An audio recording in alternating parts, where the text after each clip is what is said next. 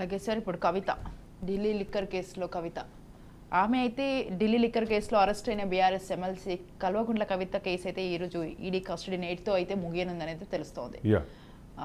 కవితకి సంబంధించి నిన్న సుప్రీంకోర్టులో ఆల్రెడీ ట్రయల్ కోర్టుకు వెళ్ళండి, సుప్రీంకోర్టు బెయిల్ ఇవ్వదు అన్నట్టుగా చెప్పారు. అంటే ప్రాసెస్ కూడా ఏంటంటే ఏ కేసులో అయితే బెయిల్కి వెళ్తారో, ఏ కేసులో అయితే ఏ కోర్టులో అయితే విచారణ జరుగుతుందో ఆ కోర్టులో వేయాలి. ఆ కోర్టు అయిపోయిన తర్వాత నెక్స్ట్ కోర్టు అయినటువంటి హైకోర్టులో వేయాలి. హైకోర్టు కూడా అయిపోయిన తర్వాత అపెక్స్ కోర్టు అయినటువంటి సుప్రీంకోర్టుకి వెళ్ళాలి. అపెక్స్ కోర్టుకి డైరెక్ట్గా బెయిల్కి వెళ్ళటం అనేది అది ప్రాసెస్కి విరుద్ధం. అయితే ఆమె క్వాష్ పిటిషన్ వేశారు. క్వాష్ పిటిషన్ కూడా కొట్టేశారు. క్వాష్ ఎందుకు కొట్టేశారు? ఈ విచారణ జరుగుతున్న సమయంలో, అదే సందర్భంలో కస్టడియల్ విచారణ జరుగుతున్న సందర్భంలో మేము జోక్యం చేసుకోలేము ఈ కేసు విషయంలో అని చెప్పి చేశారు. ఇదే రకమైనటువంటి పాలసీని, ఇదే రకమైనటువంటి విధానాన్ని అడ్డు పెట్టుకొని అనేక మందిని గత తెలంగాణ రాష్ట్ర ప్రభుత్వం ఇబ్బంది పెట్టినటువంటి విషయం వాస్తవం. అది ఇప్పుడు ఏదైతే జరిగిందో ఇప్పుడు అదే పరిస్థితి కవిత ఎదుర్కొంటోంది. నేను నిన్న షోలో చాలా క్లియర్గా చెప్పాను. కవిత అరెస్టు తర్వాత కవిత కుటుంబ సభ్యులు అందరూ వెళ్ళారు, కేసీఆర్ వెళ్ళలేదు అంటూ ప్రధానంగా విమర్శలు వస్తున్నాయి కేసీఆర్ మీద. కేసీఆర్ వెళ్ళటానికి మరి ఆయనకి ఎందుకు వెళ్ళలేదు అనేది ఇప్పటికీ ప్రశ్నార్థకమే. అయితే కవిత తల్లి కేసీఆర్ భార్య అయినటువంటి శోభ వెళ్ళి చూసి వచ్చారు. శోభ చూసిన సందర్భంగా శోభ అంటే మొహకవలికలు చూస్తే బాధేసింది. ఎందుకంటే ఆవిడ కూతుర్ని అట్లా ఆ పరిస్థితిలో చూసేసరికి ఆవిడ తట్టుకోలేకపోయినట్టుగా అనిపిస్తుంది. మనిషి కూడా బాగా ఆవిడ ఫేస్లో కూడా సఫరింగ్ తెలుస్తోంది.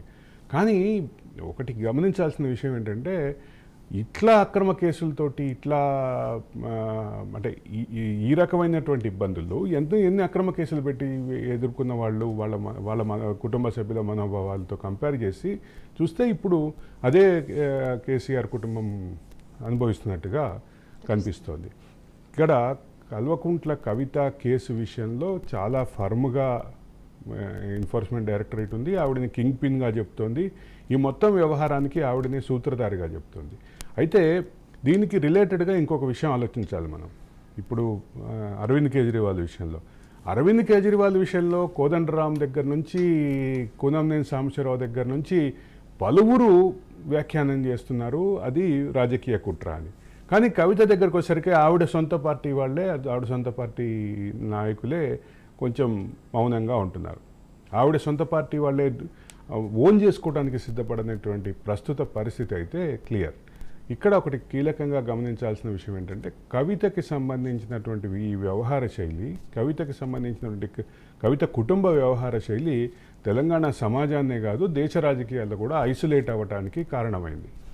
ఈరోజు అరవింద్ కేజ్రీవాల్ విషయంలో ఏదైతే అండగా నిలబడుతున్నటువంటి కాంగ్రెస్ పార్టీ కానీ, అరవింద్ కేజ్రీవాల్ విషయంలో అండగా నిలబడుతున్నటువంటి జాతీయ స్థాయిలో ఉన్నటువంటి మిగతా పార్టీలు కానీ, ఇండియా కూటమి పార్టీలు కానీ, ఇండియా కూటమిలో లేనటువంటి పార్టీలు అదే సందర్భంలో అంటే అరవింద్ కేజ్రీవాల్కి అండగా నిలబడటానికి మొత్తం మేధో సమాజం కూడా సిద్ధపడుతున్నటువంటి పరిస్థితి ఉంది.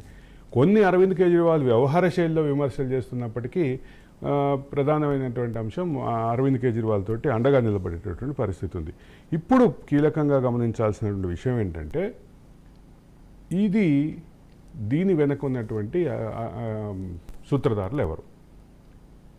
అంటే ఈరోజు తెలంగాణ సమాజంలో ఐసోలేట్ అవ్వటానికి ప్రధాన కారకులు ఎవరు?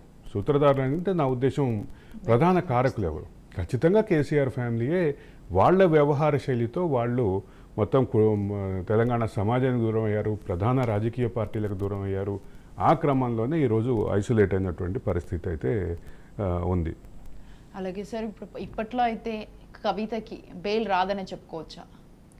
కవితకి ఇప్పట్లో బెయిల్ రాదని చెప్పుకోవచ్చా అనే విషయంలో న్యాయపరమైనటువంటి న్యాయవాదుల వర్గాల్లో జరుగుతున్న చర్చ మాత్రం ఇప్పట్లో అప్పుడే బెయిల్ రాదని. ఎందుకు బెయిల్ రాదు అంటే ఇప్పుడు ఆవిడ అండర్ ట్రయల్ ఖైదీగా ఉన్నారు. అండర్ ట్రయల్ ఖైదీగా ఉన్న సమయంలో విచారణ కీలకమైనటువంటి దశలో ఉన్నటువంటి పరిస్థితి ఉంది. ఈ విచారణ కీలకమైనటువంటి దశలో ఉన్నటువంటి స్థితిలో బెయిల్ ఇవ్వము అని చెప్పేసి చెప్పేటటువంటి పరిస్థితి అయితే ఉంది.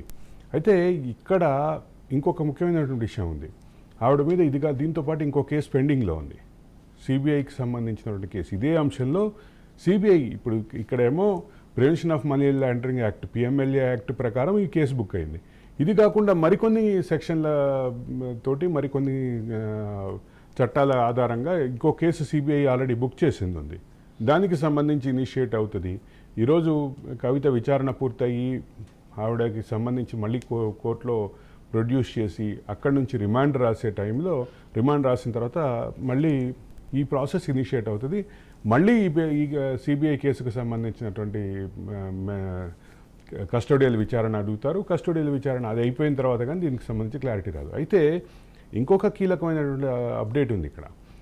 ఏదైతే అరవింద్ కేజ్రీవాల్ చెప్తున్నారో, ఏదైతే గతంలో శరత్చంద్రారెడ్డి అప్రూవర్గా మారిన శరత్చంద్రారెడ్డి రాఘవరెడ్డి ఏదైతే చెప్పారో వాటి ఆధారంగా, అట్లాగే సుకేష్ ఎవరైతే ఉన్నారో సుకేష్కి సంబంధించిన వాంగ్మూలం ఆధారంగా వీటన్నిటినీ మళ్ళీ ఇంటర్చెక్ చేసుకోవడానికి, క్రాస్ చెక్ చేయడానికి మరొకసారి కస్టోడియల్ విచారణ కానీ లేదా వాడు జ్యుడిషియల్ రిమాండ్లో ఉన్నందున అక్కడికి జైలుకు వెళ్ళి చేసేటటువంటి విచారణకు కానీ అనుమతి అడిగేటటువంటి అవకాశం, ఈడీ రకమైన అనుమతి అడిగే అవకాశం ఉంది.